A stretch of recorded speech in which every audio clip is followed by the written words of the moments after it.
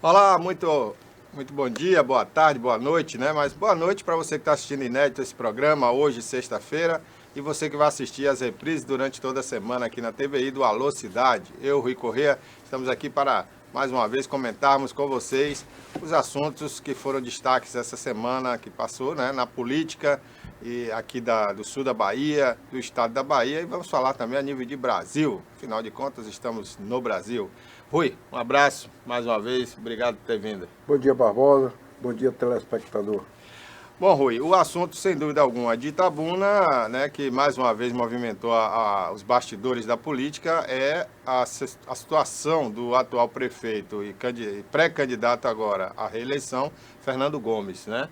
Porque há bem pouco tempo atrás se dava como quase que impossível a reversão de uma situação já definida por um colegiado, Fernando condenado por improbidade administrativa, entrou na lei da ficha suja, né, e não poderia ser candidato. Foi considerado inelegível por 3 anos. E agora a situação mudou completamente, né, Rui? Eu queria que você, como especialista nessa área, falasse aí para o nosso público telespectador o que mudou, por que mudou, Rui. Olha, Barbosa, eu em princípio eu quero dizer o seguinte: é muito difícil você avaliar, né, a questão, emitir um juízo jurídico de um processo que você não teve acesso aos autos. Eu não tive acesso aos autos. Eu estou surpreso com essa decisão do TRE, mas eu vou primeiro procurar conhecer para depois emitir uma opinião. Agora, o que se deduz é que a decisão do TRE, deferindo a sua filiação partidária, coloca Fernando no jogo, porque sabemos que a filiação partidária é um dos pressupostos, pressupostos de admissibilidade no registro da candidatura. Certo. Então está se compreendendo que ele está liberado por conta daquela decisão do tribunal que gerou os efeitos suspensivos na decisão da sentença do juiz aqui do primeiro grau. Então, agora, isso do ponto de vista jurídico. Agora, do ponto de vista político, é evidente que mexe com a cidade, né? Uhum. Com os atores políticos, à medida que todos já trabalhavam com a ideia de que ele não seria candidato, e o candidato seria o seu sobrinho, Som. Uhum. Né? Isso aí, ele voltando ao cenário, todos terão que repensar suas estratégias, até porque Fernando, cinco mandatos, né, tentando o sexto mandato, com essa expertise que ele tem, torna muito, embora com os desgastes, embora com a rejeição, sabendo todas as pesquisas, embora que ele não tenha cumprido metade das suas promessas, mas é um agente político que tem todas as condições de competir, sobretudo porque está no cargo, né? Exatamente. E diferentemente do que era candidato, de Nailson, né, o Som, que tinha, segundo as pesquisas que estavam sendo feitas aí, ele estava mais embaixo, não estava brigando com os candidatos que já estavam lá em cima, né? O Fernando já entra na briga direta com aqueles que estavam lá em cima, né? Pois é, porque além do Rical que eu falei, de 5 mandatos de prefeito, 3 deputados federais, e é um ícone, né? O cara que fala uma besteira e de repente é um personagem nacional. Né? Então aquilo que acontecia com Lula, que hoje acontece com Bolsonaro, acontece com ele, nada cola. Certo? No sentido de quebrar a imagem que ele tem, porque para as pessoas isso já é comum, né? É natural. É natural, né? Então não tem nenhum efeito sob o ponto de vista da eleição. Uhum. Então, nesse aspecto, ele volta a botar um banquinho aí na praça, ou num bairro desse aí onde tiver uma obra, bota uma garrafa de café e aí ele faz o marketing dele. Ele é craque nisso. Né? Então é uma pessoa que realmente muda o cenário, né? Todos estariam imaginando que sem ele alguns teriam chance, agora eu acho que reduz e muito a chance de um novo na política agora, eu realmente não acredito. Até porque, Barbosa, a pandemia trouxe para os municípios os R$ 600, o auxílio, trouxe uma certa estabilidade econômica. E os municípios receberam muito dinheiro. Exatamente. Certo? Com dinheiro, o recurso da pandemia, você tem uma imensidade de coisas que você pode atender, porque... Principalmente na saúde, que é o mais cobrado, Sobretudo.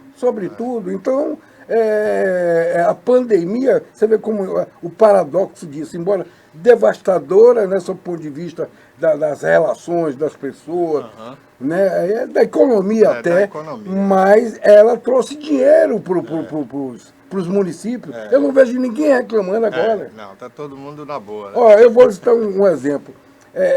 Recentemente eu tive informação que em Coaraci o prefeito estaria, o consignado, ele estaria 1 ano e meio retendo do servidor, mas sem não recolher. repassando ao banco, atrasado. A oposição em cima, soube que ele recebeu uns royalties aí, e um dinheiro aí, de repente ele quitou.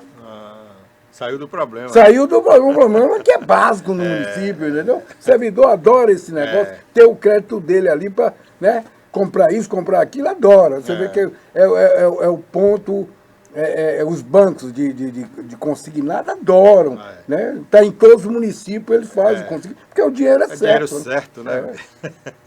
Ô, Rui, outro fato político dessa semana foi a visita do governador a Ilhéus, né? Mais uma vez. O governador esteve em Ilhéus para visitar as obras da duplicação ali da BA-415, que é o prosseguimento ali também da nova ponte estaiada, né, de Ilhéus. E isso se tornou também um fato político em Ilhéus. Primeiro porque essa visita diretamente beneficia... Ele já inaugurou esse trecho? Não, está em obras. Autorizou a expansão. Está em obras, né? Perfeito. Ele foi lá apenas vistoriar. E não deixou de ajudar aí o pré-candidato, o prefeito atual, Marão, né? Que, de certa forma, ele estava junto com o Mário lá. Como eu disse aqui, eu vi umas pesquisas lá de Ilhéus, que o fato da ponte não ajudou em nada Marão, mas talvez agora com essas visitas do governador, pode ser, né? Como o PT lá em Ilhéus não decola, pode ser que o Marão saia bem. Agora, tem outro detalhe. Um candidato de Itabuna, né, que é o ex-deputado Augusto Castro, colou no governador lá como se fosse o candidato dele aqui em Itabuna, né? E isso gerou uma ciumeira danada, principalmente no candidato do PT aqui em Itabuna, que embora está lá embaixo nas pesquisas, né, não consegue subir, pelo menos a informação que a gente tem, ele que deveria estar lá com o governador, né? Perfeito. Você vê o afastamento de Geraldo com relação à cúpula do governo, né? Embora se fale por aí de que ele teria o apoio de Wagner, que Wagner foi indicado o coordenador político nas eleições do governador, mas aqui em Itabuna não está tendo esse efeito. Agora, voltando a Ilhéus, Inclusive o Wagner estava em Ilhéus. Pois é. O governador teve em Ilhéus, não só foi para isso também, ele foi vistoriar o serviço de esgotamento que está completando no bairro de Pontal. Exato. E lá ele fez a manifestação, teve reuniões políticas com a base, com o partido da base, e a intenção dele é exatamente que a base componha com o Marão. Esse é o sentimento dele. Embora o PCdoB já descolou, né, tem problema não quer, parece que vai botar uma candidatura, não teve seus interesses lá contemplados. E o Newton Cruz, como é que... E o governador está conversando para... Né, a ideia é que o PT indique a vice. Entendeu? E eu acho que, viu, embora você tenha dito que o prestígio do governador por conta, a pesquisa não diga que... Transfere voto, né? O que a pesquisa está dizendo é que Marão não está se beneficiando, mas eu acho que não está se beneficiando porque o governador também assim, não botou a mão ainda nas costas, ó, esse é o meu candidato, eu quero verdade. Tal, entendeu? Você sabe o peso que isso tem. Né? E convenhamos, ainda estava um pouco cedo, porque o povo também não está muito ligado na exatamente, política. É verdade. Não esquentou ainda. Não esquentou, né? Agora, com relação a Geraldo, você vê esse distanciamento da cúpula. Em Itabuna é um enigma para o governo do Estado, porque você tem vários candidatos, a maioria, 2/3 dos candidatos, são da base do governador. Né? E a tática do PT ao longo desses 16 anos é que não é brigar mais pela hegemonia do partido, mas é você ter um controle, político. Das... E aí, de novo, pode ser favorecido o atual prefeito Fernando Gomes, porque depois da inauguração do teatro, o próprio governador cobrou de Fernando que fosse candidato, né? Pois é. Então aí a gente tem disputa, inclusive, que Itabuna vai ser um laboratório para você verificar o que vai se dar em 2022. Exatamente. Porque as grandes lideranças estão disputando o poder. Como? Além do governador, que é uma peça estratégica, Rui, o prefeito de Salvador, ACM Neto, você tem o cenário em que agora, em 20, o senador Wagner coordenador político, então isso significa que vai tentar aglutinar toda a base para ele em 2022, e do outro lado você tem uma disputa de liderança com outro senador da base, senador Otto Alencar, não é verdade? Que pretende ser candidato também em 2022. Exatamente. E aí é que eu não acredito, por exemplo, que essa aliança entre a esquerda com o PT, né, com a centro-direita, baiana, Otto e tal, vai continuar, porque... Na hora H, né? Eu acho que Otto vai querer agora se fortalecer também para ser... Agora o Wagner, como é uma águia, Rui, como ele conseguiu botar o coronel para ser senador, né, e conquistou essa vaga, ele pode também convencer o Otto a não sair candidato a governador. Ah, não acredito. Otto com 80 prefeitos, certo? Porque aí o cigarro Vago não é mais Rui. Rui já tem o período dele, certo? Então, eles não querem mais legitimar 20 anos do PT. Né? E o PT está consolidado. No Nordeste, a Bahia, aliás, no Brasil, é onde o PT tem a melhor posição, o melhor governador. Até porque Salvador, né, e a Bahia é o quarto estado em termos de população no Brasil. E é um estado forte. E o PT realmente se consolidou e derrubou a base mais forte que existia na época, que era de ACM. Exatamente. Então, você desarticulou todo o grupo agora. O PT. Inclusive, Rui, desculpe te interromper, fala-se muito, inclusive lá em Brasília, de que o próximo candidato a presidente do PT, se não puder ser o Lula, né, pelas circunstâncias, poderá sair da Bahia esse candidato. Ser o Rui. Ou o Wagner, né? O Wagner aí preferia que fosse o Rui. O Wagner é muito estratégico. Agora você vê a questão do PT, né? Salvador está se comentando que há uma articulação entre Rui e ACM Neto com relação à associação em Salvador. Né? Você vê que as pesquisas recentes aí colocam Bruno Reis, o vice, com 35% do voto da intenção. O segundo colocado na eleição é Isidório, com 15%, certo? O terceiro é Lites. Ora, você vê, Lites foi uma excelente senadora. O PT queimou ela para botar coronel. E agora, na base aliada, ela é o melhor quadro, porque você não pode comparar Isidório com ela. Com Lites, né? Então você vê que como é o PT. E o PSB, lamento, a senadora, e há mais de 15 anos também, só batendo cabeça para o PT e não se firma com uma grande liderança. É sempre aquela liderança secundária, né? Dá o apoio. Agora, por exemplo, seria talvez um momento dela voltar, que tem muito mais cabedal do que a Major. Até para desfazer também aquela impressão ruim que ficou dela na outra eleição, né? Que ela foi prefeita de Salvador. Embora ela e a Bahia saiba também que ela foi sabotada. É exatamente isso que eu ia dizer. Então, devido às circunstâncias, ela fez um péssimo mandato e ficou devendo isso a Salvador, né? Então agora seria um momento dela voltar e provar que aquilo... Então, alguns, né, com esse formato aí, da forma que está se colocando, está se alimentando a ideia de que há uma articulação entre os dois líderes, no sentido de poder o candidato de ACM ganhar e eles dois estarem preparados para 2020, talvez uma dobradinha, o ACM governador, ele senador, sei lá. Com certeza.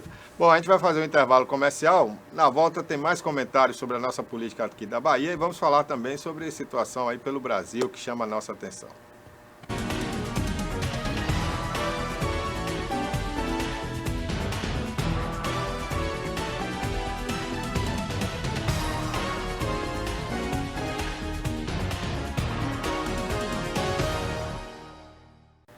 Olá, amigos e amigas, assinantes, telespectadores, você que nos assiste também pelas redes sociais e pelo nosso site, né, tviplay.com.br, tviplay.com.br é o nosso site oficial. Lá você tem um íconezinho ao vivo, você clicando ali, você assiste a programação da TVI. E você também que nos assiste pela TVC, a sua operadora de canais, em Itabuna e Ilhéus, canal 3. Bom, Rui, vamos falar agora um pouquinho de uma situação no Brasil que chama também muita atenção, que é o Rio de Janeiro, né? Rio de Janeiro foi a segunda capital do Brasil, Salvador foi a primeira, depois Rio de Janeiro, agora Brasília. E o Rio de Janeiro se tornou muito importante na política, no cenário nacional, devido às suas lideranças. Mas nós temos visto nos últimos anos uma série de escândalos na política, além da violência na cidade, né, que já é um cartão postal negativo do Rio de Janeiro, agora também a sua política. Eu acho que de todos os governadores da era da democracia, o único que não foi preso foi o Pezão foi preso também, não foi? Foi. Então me diga aí, tem algum que não foi preso? Não, teve Marcelo Alencar, teve Alencar, Brizola. Né? Mas Brizola foi no tempo dos militares ainda. Não, desse aí tá democracia, você fala de 88 para cá. De 88 para cá. Para cá, Brizola foi 2 vezes. Depois, verdade, né? Então Marcelo Brizola e Marcelo Alencar. Agora o outro governador, que foi inclusive da ANAC, no governo Dilma, né? Moreira Franco. Moreira Franco, Garotinho. Franco, Pezão, Cabral, Garotinho. tem outro. Garotinho e a mulher. dele, Rosinha. Cinco governadores. E o Witzel tá para ser o 6º governador aí, né? É, Tudo indica que pelo processo aí ele pode ser preso, né, Rui? Lamentável, né, a situação do Rio de Janeiro. E o que a gente observa, né, as coisas da vida, né? O carioca, o paulista, atribuía a essa questão do voto, o péssimo voto, ao nordestino, que não sabia votar, né? Você vê, de repente você volta, porque em política não existe um programa, existe homens, mas não existe salvadores. Quer dizer, essa ideia é o chamado efeito manada, né? Quando acha que vem um salvador, a gente já assistiu isso, o país... Eu achava que o país já estava vacinado contra isso. O Collor, né? De repente, bonitão, apareceu com a máquina, com a estrutura, né, que ia salvar, ia prender os corruptos. Deu no que deu. Essa história de salvar, de corrupção, já deu. Não é? No fundo, parece que esses que proclamam isso são os primeiros a botar a mão, já está, né, uma coisa Já, articular. A gente viu agora, por exemplo, recentemente com a prisão aí, também do pastor Everaldo. Eu conheci pessoalmente o pastor Everaldo na campanha de Garotinho. Ele é o líder do partido... do PSC nacional. Na campanha, por exemplo, na campanha de Garotinho aqui na Bahia, né, ele era do PSB, eu fui candidato a senador aqui na Bahia. Então, nós fizemos aqui um giro em as 6 principais cidades. A chapa presidencial com a chapa majoritária estadual. E o pastor era quem estava ali coordenando as questões de Garotinho. Pessoa muito educada, fácil, né? Mas você vê, de repente, candidato, ganhou notoriedade, aí você vê o esquema que ele montou em torno do partido dele. Quer dizer, essa coisa escambrosa de misturar religião, igreja, com a política. Não é? Esse a coisa messiânica, essa coisa.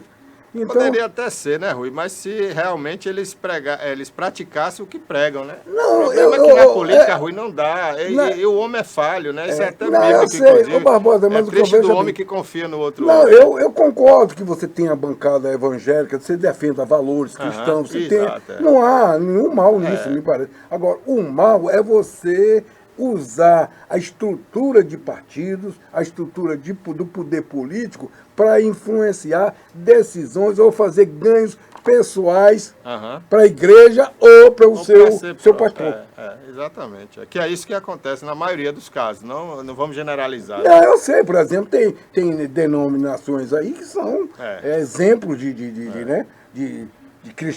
cristianidade, né? Cristianismo. né? A gente sabe, serialidade, a gente sabe. Mas tem alguns segmentos... Nós chegamos ao ponto, por exemplo, que uma igreja aqui no Brasil, que é a Igreja Universal, fundou um partido, né? Que é o PRB. Pois é, Né? pois é. Então, realmente, eu acho que é justo, é válido a igreja participar da política, né? Mas se fosse uma participação realmente séria, Defendendo seus seus valores. Não valores, Não, né? por exemplo, a questão do aborto, aí ela tem claro. direito de defender o que pensa, né? Exatamente. Né? Perfeito. Mas perfeito. aí quando o coração se corrompe, é difícil. Aí você vê agora também, recentemente, lá em Angola, tem uma verdadeira caça. Não, lá inclusive a justiça bloqueou todos os bens da Igreja Universal. O Né? governo está caçando, perseguindo.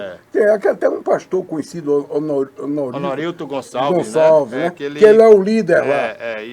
Inclusive ele foi dono da TV Cabralha aqui em Itabuna, né? Logo no início, porque a Igreja Universal é o seguinte, ela comprou a Rede Record, né? Pelo Brasil inteiro. Mas ela não bota a TV em nome da igreja, que é um erro. Usou o dinheiro da igreja e bota a TV em nome dos bispos e do bispo maior, né? Certo. Que é o Edir Macedo. Então, esse dia eu vi aí que queriam prender um padre porque se apropriou do dinheiro da igreja. Aí eu perguntei, onde fica Edir Macedo? Porque ele diz publicamente, eu sou o dono da Rede Record, mas a Record foi comprada com dinheiro da igreja. Então, quer dizer, no Brasil tem certas coisas que a gente fica, né, não pode ser dois pesos e duas medidas. E eu não sou nem católico, eu não estou defendendo o padre aqui, nem estou defendendo ninguém.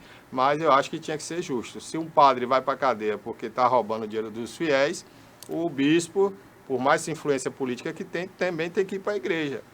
Para a igreja não, para a cadeia, porque está roubando o dinheiro dos fiéis. Ou depois para a cadeia, para a igreja, para se arrepender. Para se arrepender, pedir perdão a Deus. É verdade. Né? Mas é isso que acontece. E voltando ao assunto do Rio de Janeiro, a gente tem, inclusive, lá também o prefeito que é da Igreja Universal, né? O Crivella. O Crivella, que já foi o segundo maior líder da igreja.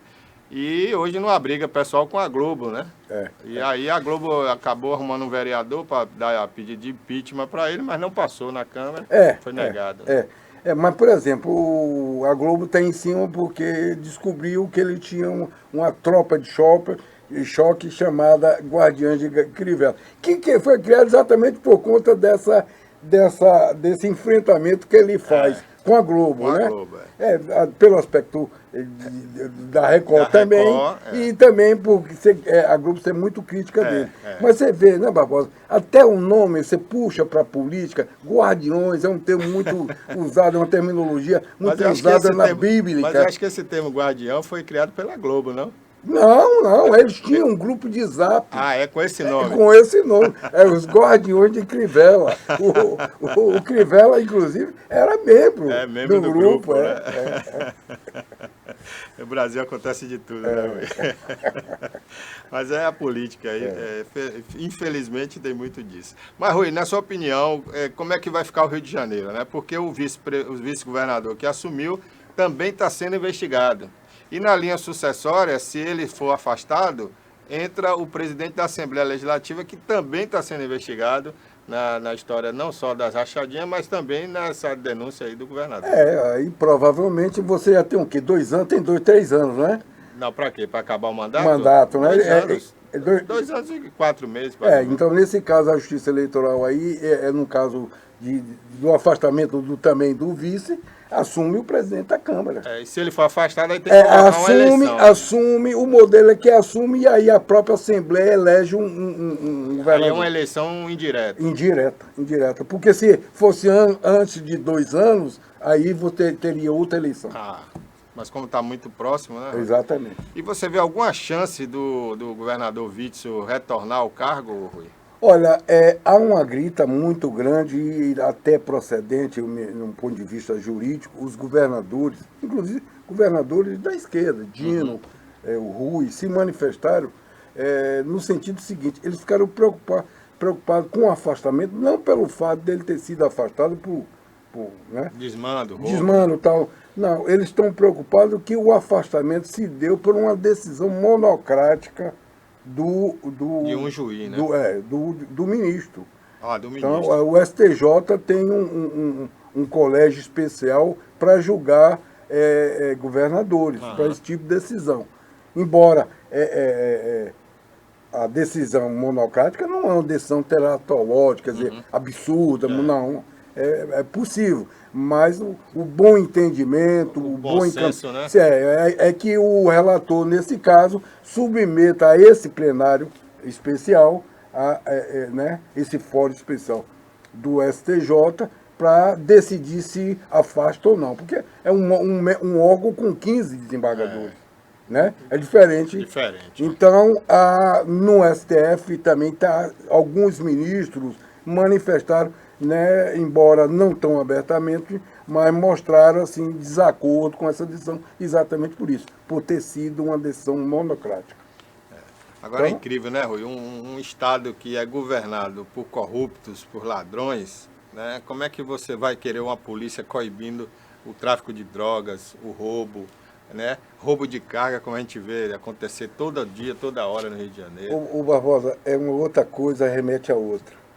Essa semana a gente leu aí, tá em todos os noticiários, de que o tráfico hoje tem um exército de 40 mil soldados, certo? Maior do que o efetivo da Polícia Militar. Ó, quem sustenta esse exército? É a droga. A droga, Entendeu? Então, é preciso discutir essas questões, entendeu? Essa questão de droga no Brasil. Quer dizer, o que é que vai se fazer? Vai se viver permanentemente nesse conflito?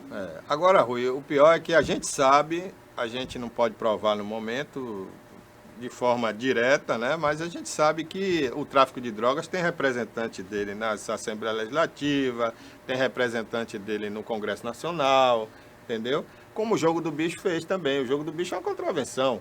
Mas o Jogo do Bicho, um exemplo é Quintabuna, tem vereador.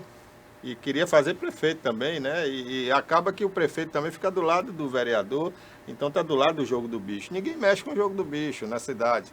O Jogo do Bicho já está até se legalizando aí com aquele, não sei o que da sorte, né? Tudo aquilo é do Jogo do Bicho, que é uma contravenção. Mas no Brasil a gente fica todo mundo caladinho, ninguém fala nada. Por quê? Porque tem representante dessas instituições criminosas em todo lugar. Né? E rola dinheiro. E no Rio de Janeiro está provado que o Estado, ele realmente está sendo dirigido por milicianos. Né? E narcos traficantes. Ao menos representantes. Né? A Assembleia... Você lembra de um prédio que desabou no Rio de Janeiro? Exatamente. São os milicianos que fazem isso. Invadem uma área, constroem legalmente, a prefeitura não faz nada, o Estado não faz nada, e depois ainda desaba, mata pessoas e fica por isso mesmo. Só foi um preso até agora daquela tragédia. E o capitão Adriano, inclusive, era o líder. Era o líder disso aí, que foi morto aqui na Bahia, né? Então, isso não é só no Rio de Janeiro, não. O problema do Rio de Janeiro é que é em larga escala, né? Então a gente ouve falar todo dia, porque a imprensa maior, através da Rede Globo, está no Rio de Janeiro. A própria Rede Globo, Rui, tem influência do narcotráfico e do Jogo do Bicho. Eu vou dar um exemplo aqui, e se eles quiserem me desmintam. Quem patrocina a Globo do Carnaval? As escolas de samba são mantidas por quem? É o Jogo do Bicho e o tráfico de drogas. Então, não tem jeito. É uma corrupção generalizada. E quando a Rede Globo fala disso, ela é aquela história do roto falando né? Do mal lavado. Do mal lavado, porque está tudo no mesmo bolo. Bom, Rui, já que estamos falando aí dessa situação do Rio de Janeiro, vamos falar um pouquinho sobre a situação nacional, né? O Bolsonaro parece que finalmente foi picado pela mosquinha azul, né, da política, e ele se entregou a tudo aquilo que ele condenava antes, né? Quando ele viu a sua popularidade crescer, ele falou, opa, o caminho é por aqui, né? Perfeito. Você vê, né, Barbosa, tudo que ele condenou no passado, ele está fazendo. Né? Até agora, você quer substituir, né, depois dos R$600, né, da popularidade do Nordeste, ele agora está se sentindo o Lula de direita, né? Porque aonde ele chega, ele é um verdadeiro carnaval. Agora, você vê, tudo pela eleição. Centrão, né? Não ia ter o toma lá da cá, né? Quem está pautando o Congresso é o Centrão, né? Agora estão mandando uma reforma administrativa absurda. A gente sabe que precisa o Estado brasileiro, Barbosa, ele precisa de reforma, ser reformado. Ele está paquidérmico, ele tem que diminuir mesmo. Agora, não dá para você cortar, né, nos servidores comuns e deixar parlamentares, deixar juízes, né? E deixar Ministério Público, todo mundo e militares. Uhum. Deixar todos de fora, estão todos de fora. Quer dizer, o corte vai vir num servidor, estão querendo quebrar estabilidade. Ora, isso tem que ser feito para frente. Né? O direito, quem entrou com a segurança, com a garantia de que vai ter estabilidade, né? O seu direito já tem direito adquirido. Né? Os efeitos de uma mudança dessa, né, que não contempla os setores verdadeiramente privilegiados, juiz ter 60 dias de férias. Um absurdo, né? Nos Estados Unidos, o ministro da Suprema Corte tem 4 assessores.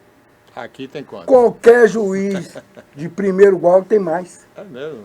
Tem um assessor lá que faz assim, ajuda, mas a estrutura que ele tem é muito maior do que um gabinete da Suprema Corte americana. Agora, Rui, quem legisla sobre isso não é o nosso Congresso Nacional?